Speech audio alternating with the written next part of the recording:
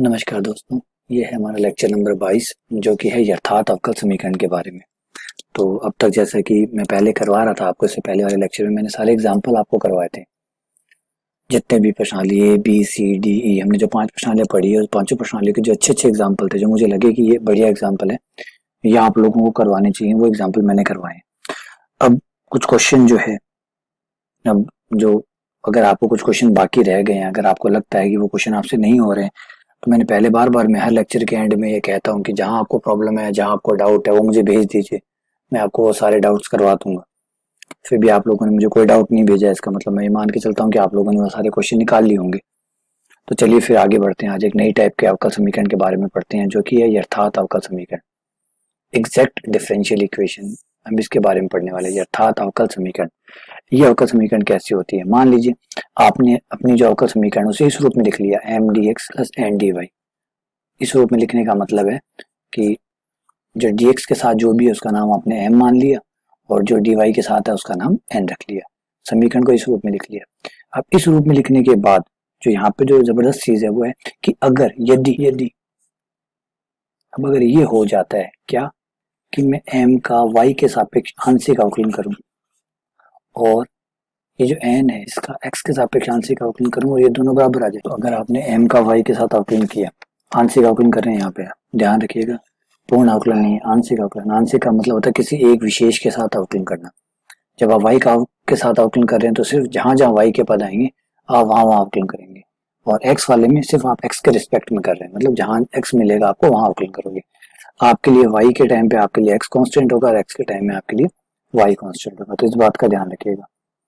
तो जब ऐसा हो जाता है, सपोज कि del M over del Y बराबर डेल एन और डेल एक्स जब हो जाता है ऐसा, तो इस केस में जब ऐसा होता है तो फिर हम इसे कहते हैं कि ये जो समीकरण है ये यथार्थ अवकल समीकरण है, exact differential equation. Differential equation है, समझ गए ये बात?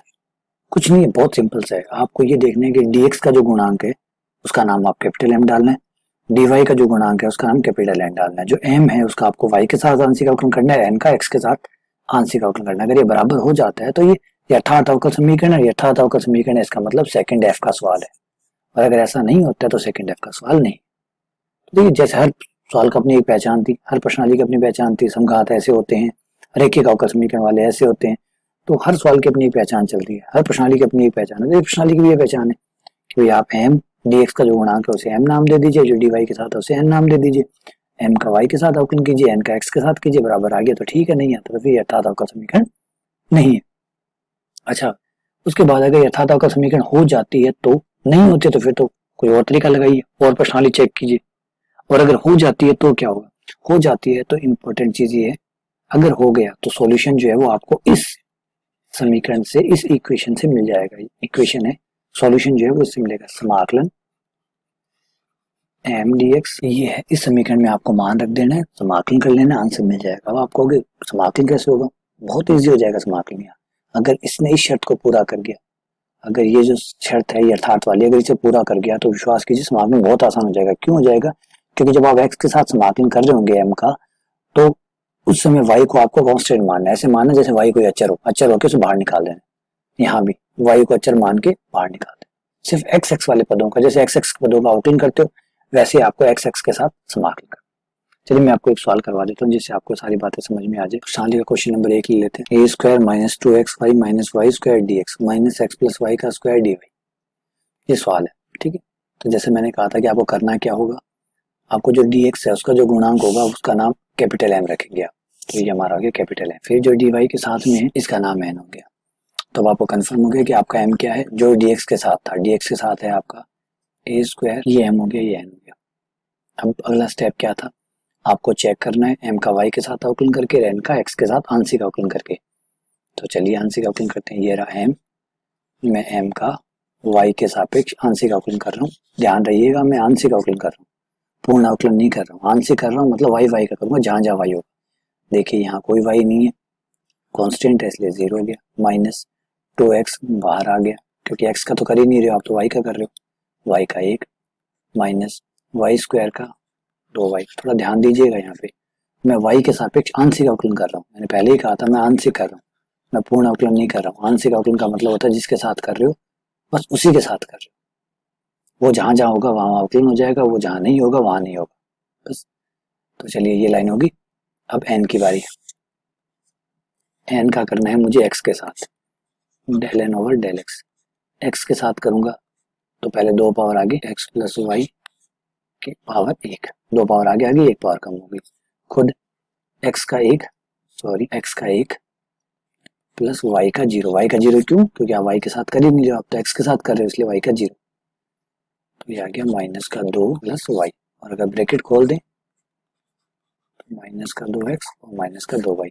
अब अपने इन दोनों चीजों को मिला लीजिए आप। क्या ये दोनों बराबर आ रहे? हाँ जी ये बराबर है। बराबर है इसका मतलब ये यथार्थ अवकल समीकरण है। तो हमने यहाँ चेक किया, del M over del Y निकाला हमने, जो कि एग्जैक्टली उतना ही आ रहा है जितना del N over del X है, जो कंफर्म करता है कि दिया गया सवाल, दिया गया क्वेश्चन एक यथार्थ एग्जैक्ट डिफरेंशियल इक्वेशन है, यथार्थ अवकल समीकरण है। लीजिए ये काम हो गया। अच्छा वापस आते हैं। फिर ये कंफर्म हो गया यथार्थ अवकल समीकरण है, उसके बाद क्या करना है? बिल्कुल उसके बाद बताते हैं आपको क्या करना है। अब जब ये कंफर्म हो गया कि यथार्थ अवकल समीकरण है, तो फिर आपको सेकंड पार्ट आपका होगा कि आप पहले एमडीएक्स निकाल लीजिए। इसे मैं नाम दे देता हूँ, जो भी इससे आएगा उसका नाम मैं इक्वेशन 1 रख लूंगा एक बार, ठीक है। और फिर ये निकालने के बाद मैं फिर ये निकाल लूंगा, ये वाला इतना सारा जो पार्ट है ये निकाल लूंगा। इससे जो भी आएगा उसका नाम मैं रख लूंगा इक्वेशन 2। एक साथ इतना बड़ा क्यों हल करें? फिर इक्वेशन 1 इक्वेशन 2 से जो आएगा दोनों को जोड़ दूंगा और बराबर में क्या लिख दूंगा? सी लिख दूंगा। समझ गया? एक साथ करने से बजाय 2 टुकड़ों में कर लेते हैं ना, आधा आधा आधा। इक्वेशन 1 ये निकाल लेते हैं, फिर इक्वेशन 2 निकाल लेंगे। तो पहले पहला पार्ट करते हैं, है ना। पहला पार्ट क्या है आपका? समाकलन एम डी। यहाँ जो भी आपका एम है वो रख दीजिए। कितना है आपका M? A square minus 2xy minus Y square. अब आप यहाँ कहोगे समाकलन में दिक्कत होगी। भाई यहाँ बिल्कुल समाकलन में दिक्कत नहीं होगी, ये तो चमत्कार है इसका यथार्थ अवकल समीकरण का। इसमें y जो होता है वो अचर होता है। जब कोई यथार्थ अवकल समीकरण बन जाती है तो आपको बिल्कुल दिक्कत नहीं आती। इसलिए नहीं आती कि y को तो कांस्टेंट मानना है आपको, y को समाकलन से बाहर निकाल देना है। जैसे देखिए ये a स्क्वायर बाहर निकल गया क्योंकि तो कांस्टेंट होता ही है। लेकिन यहाँ और देखिए 2y और बाहर आ गया। क्यों आ गया? क्योंकि मैंने पहले कहा था कि y भी अचर होता है, इसमें y भी अचर की तरह ही ट्रीट किया जाता है। वाई स्क्वायर बाहर और डी स्क्वायर डी एक्स का एक्स 2y। अब याद रहे ये विधि कहीं और मत लगा देना, यथार्थ अवकल समीकरण है तो ही लगा सकते हो।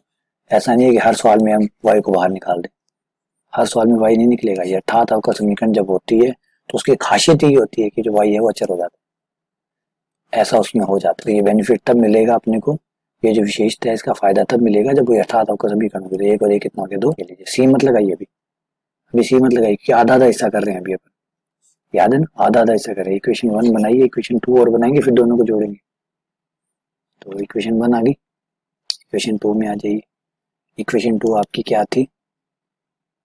है ना, इक्वेशन 2 आपकी थी समाकलन N minus del upon del Y समाकलन एम डी एक्स समाकलन डी वाई। तो यहाँ देखिए एम डी एक्स तो हम निकाल चुके, है ना, एम डी एक्स तो हम निकाल चुके भाई। एन रख दीजिए। एन कितना है आपका? एन है माइनस एक्स प्लस वाई का स्क्वायर, ये माइनस एक्स प्लस वाई का square del upon del Y. समाकलन वाला ये पार्ट ये तो हम निकाल चुके हैं, ये ना, ये देखो ये वाला, ये रहा, ये रहा, ये कोई और नहीं, इक्वेशन 1 ही तो है। ये मान तो यहाँ से रख दीजिए भाई, a square x 2x square y और लास्ट पे डी वाई।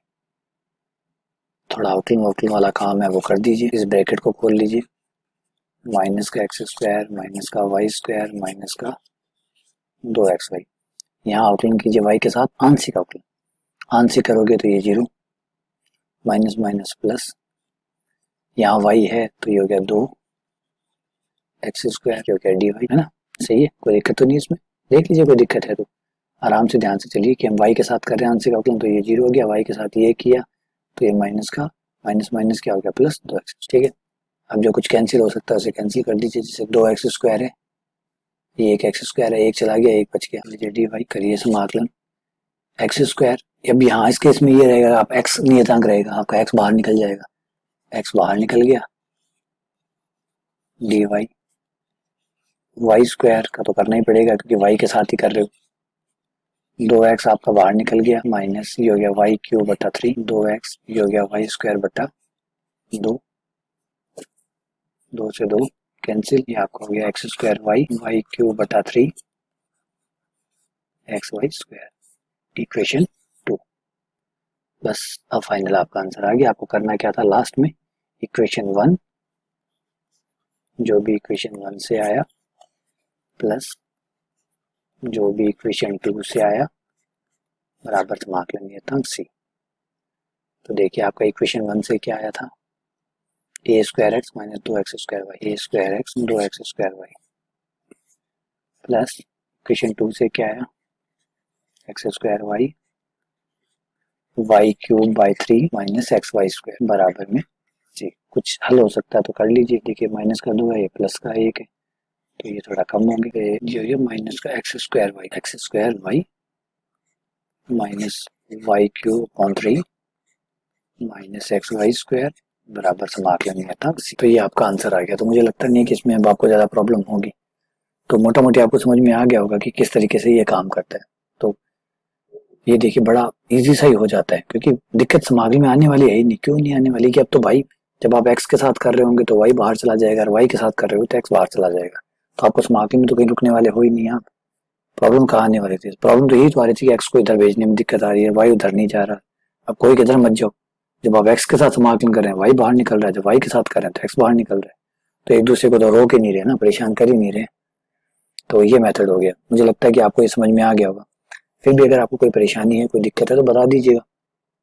और एक चीज और भी है इसमें, मैं आपको एक सेकंड मेथड और भी बता सकता हूँ, लेकिन शर्त वही रहती है कि आप कंफ्यूज ना हो ज्यादा, क्योंकि गणित है। इसकी सबसे खूबसूरत चीज यही होती है गणित के अंदर कि आप एक सवाल को कई तरीके से कर सकते हैं, ऐसे कर लीजिए ऐसे कर लीजिए। लेकिन वही है, जब आप ज्यादा तरीके पढ़ लेते हैं कहीं आप कंफ्यूज ना हो जाए। प्रॉब्लम ये है कि वो चीजें आपको बाद में याद ना रहे, वो आधा आधा तरीका याद रह जाए तो फिर वो खराब हो जाता है। दो आधे आधे तरीके नहीं जोड़ सकते आप। तो इससे बेहतर है कि दो आधे आधे पढ़ो से एक ही पूरा पढ़ लो। तो इसलिए दूसरा तरीका बताने में कई बार कंफ्यूजन होती है कि दूसरा तरीका बताएं या ना बताएं। चलिए मान लीजिए मैं आपको एक वैकल्पिक विधि और बता देता हूँ। वो ईजी है, वो थोड़ी ईजी है, लेकिन कंफ्यूज मत होइएगा, ठीक है। मैं ऑप्शनल मेथड बता रहा हूँ, ऑप्शनल मेथड वैकल्पिक विधि है, ठीक है। इसमें आपको ये करना है कि अगर पहले तो यथार्थ अवकल समीकरण तो होनी चाहिए, क्योंकि सब कुछ उसी के लिए तो हो रहा है सब कुछ, तो यथार्थ अवकल समीकरण तो होनी चाहिए। बस M D X plus N D Y में आपको इतना ध्यान रखना है कि जब एम डी एक्स करें तो यहाँ वाई जो है वो अचर होगा, और एन डी वाई जब आप करें तो इस समय आपको एन में से उन पदों को छोड़ देना है जो एक्स हो, जिनमें एक्स आ रहा है उन्हें छोड़ देना है। एक्स रहित पदों का, केवल एक्स रहित पद जो एन है, एन में जो भी पद है, सपोज कीजिए एन में ये आता है X square minus x Y plus Y square plus 1, ये सपोज कीजिए ये एन है। तो इसमें से आपको जहां जहां एक्स आ रहा है वो पद छोड़ देने, जिस पद में एक्स आ रहा है उसे छोड़ देना है। जिस पद में एक्स नहीं आ रहा है, विदाउट एक्स है, एक्स रहित है, उन पदों को ले लेना है और वाई के साथ समाकलन कर देना है। ये भी आपका वही आंसर देगा जो आपको ऊपर वाले ने दिया। चलिए मैं आपको दिखा देता हूँ। आपका m कितना था और n कितना था वो ले लीजिए, मान रख दीजिए। m था आपका a square minus 2xy minus Y square और dx, ये आपका m ले लिया। अब आपका n ले लीजिए, n है आपका माइनस एक्स प्लस वाई का स्क्वायर डी वाई, बराबर में चल रहा है आपका समाकलन नियतांक c। अब जैसे कि मैंने कहा था पहले वाले समाकलन में आपको y को कांस्टेंट लेना है ना, तो पहले वाले समाकलन करवाता हूँ मैं आपको। a स्क्वायर बाहर dx माइनस का 2y बाहर, क्योंकि आप y को नियतांक मान रहे, एक्स डी एक्स अंदर रह गए, फिर आपका वाई स्क्वायर यहाँ भी बाहर आ गया, अंदर डी एक्स हो गया प्लस। अब यहाँ देखिए, यहाँ जब आप ब्रैकेट खोलेंगे, यहाँ ब्रैकेट खोलने के बाद आपका एक्स स्क्वायर आएगा, ठीक है, प्लस वाई स्क्वायर आएगा प्लस 2xy आएगा। लेकिन मैंने क्या कहा था, इस सेकंड वाले समाकलन में आपको एक्स वाले पदों को छोड़ देना है, एक्स रहित कर देना है इसको। जिन जिन में एक्स आ रहा है उन्हें छोड़ देना है। देखो ये एक्स आ रहा है, छोड़ दीजिए, इसमें एक्स आएगा, छोड़ दीजिए, सिर्फ ये बचा, ये ले लीजिए। देखा आपको क्या करना है, समझ में आया। पहले वाले समाकलन को वैसे ही कर रहे जैसे पहले करते थे, एमडीएक्स में वाई को नियतांक रखना है, एक्स के साथ समाकलन करना है। सेकंड वाले समाकलन में आपको ध्यान रखना है जो एन है, उस एन में से जिन जिन पदों में भी एक्स आ रहा है, जहां भी एक्स दिखे उस पद को छोड़, बिना एक्स वाले पद ले लो और समाकलन कर लो। तो देखिए ये आ गया ए स्क्वायर एक्स 2y, ये आ गया एक्स स्क्वायर बटा 2, सॉरी माइनस, ये आ गया वाई स्क्वायर एक्स माइनस, ये आ गया वाई क्यूब अपॉन 3, बराबर है ना। ये देखिए ये 2 से 2 आपका कैंसिल आउट हो गया। A square x square y, y square x y cube upon 3 C. अब मिला लीजिए इस वाले आंसर में इस वाले आंसर में, बताइए कहीं कोई प्रॉब्लम है दोनों में। अब ये देखिए ये इतने से में पूरा हो गया और वो थोड़ा बढ़ा गया, तो ऐसा कोई इशू नहीं है। देखिए बड़ा छोटा को भी मत काउंट करिए, क्योंकि हमेशा अगर आप बड़े क्वेश्चनों से बचने की कोशिश करेंगे तो ऐसा कभी हो ही नहीं सकता, है ना। जैसे जब आप आगे बढ़ रहे हैं तो सॉल्व की लेंथ तो बढ़नी ही बढ़नी है, तो बड़े से डरा नहीं जा सकता, उसे बेहतर है समझा जा सकता है। तो डरने के बजाय साहस दिखाना होगा, समझना होगा। तो चीजें जो बड़ी है छोटी है छोड़ी समझिए, समझोगे तो बड़ी चीजें भी छोटी लगने लग जाएगी। बिना समझे तो 2 लाइनें भी रटना याद रखना बड़ा मुश्किल हो जाता है, समझे बिना तो, इसलिए समझने पे ज्यादा फोकस करें। तो ये 2 तरीके हैं। अब आपको जो ठीक लगे, जो बढ़िया लगे, जो आपको ज्यादा समझ में आ रहा हो, उस तरीके से आप सॉल्व करके देख सकते हैं। ये दोनों ही अच्छे तरीके हैं, ठीक है। तो ये है यथार्थ अवकल समीकरण। तो इसके मैं और क्वेश्चन अभी आपको करवाऊंगा। एक बार मैंने हिंट देने के लिए और आपको ये क्या यथार्थ अवकल समीकरण क्या होती है, कैसे कैसे सॉल्व की जाती है, उसके बारे में था। चलिए बाकी धन्यवाद, अगले लेक्चर में करेंगे और सवाल इसके।